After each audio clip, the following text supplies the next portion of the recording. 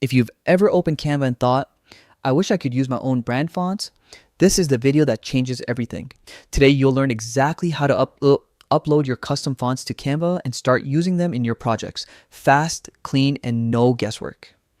Whether you're designing social media graphics, presentations, or branded content, using your own font can make your work feel instantly more professional and unique. First, open a project in Canva, either an existing design or a brand new one.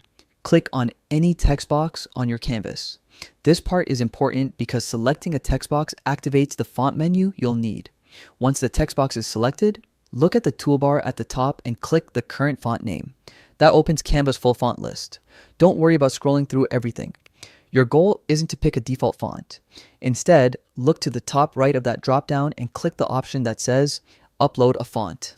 Keep in mind, this feature is only available for Canva Pro users, so if you don't see the option, it's likely due to your plan. As soon as you click Upload a font, a dialog box pops up. Here's where you choose the font file from your computer. Canva only supports two file types, TTF, which is true type, and OTF, which is open type. If your font isn't in one of these formats, it won't upload, so double check before you begin. Drag and drop your file into the box or just browse and select it. Canva may ask you to confirm that you have permission to use the font. Check any required boxes and go ahead with the upload. Give it a moment to process. Once it's done, your custom font appears in your font list. It usually shows up at the top or under a separate uploaded fonts section. From there, you can apply it just like any other font in Canva.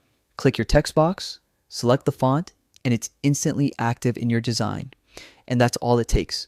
With just a few clicks, you unlock a totally custom look that supports your branding and helps your work stand out in 2025 and beyond. If this helped, stick around for more quick Canva guides and design tips. Thanks for watching, and happy creating with your new fonts.